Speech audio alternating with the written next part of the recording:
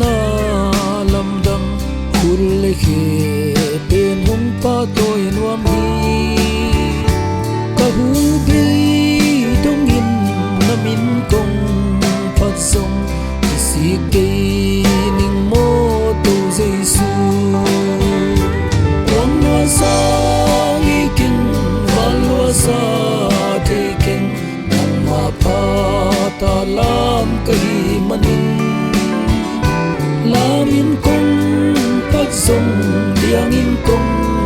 phat song nong in na lo hin zo lo ong pan ning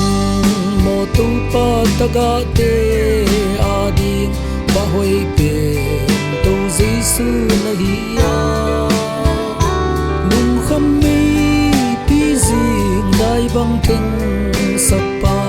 o kilom lam dang to jesu wan wa sa ngi king val wa sa the king nan ma pa ta lam kai manin lam in kong phat song liang in kong phat song ong in na lo hin zo lo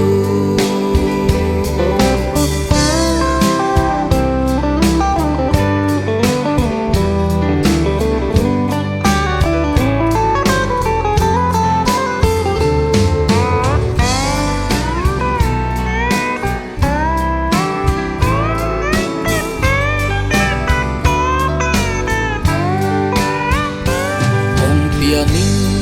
mo tu pa nong in na lam dam sum le pai ten hong pa toy nuam hi ta nei sa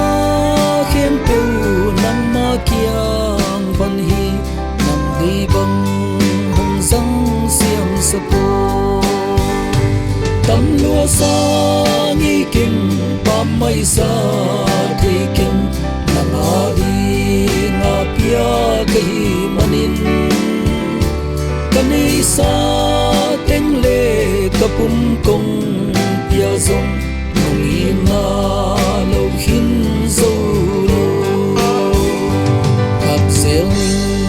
mo tu pa nong ina lam dang khi tui te zong hong pa toy nuam hi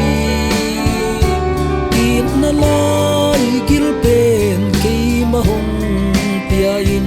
nang ading hong zang siam sa ko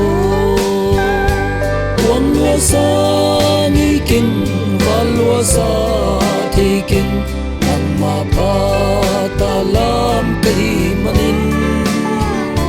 lam in kong phat song liang in kong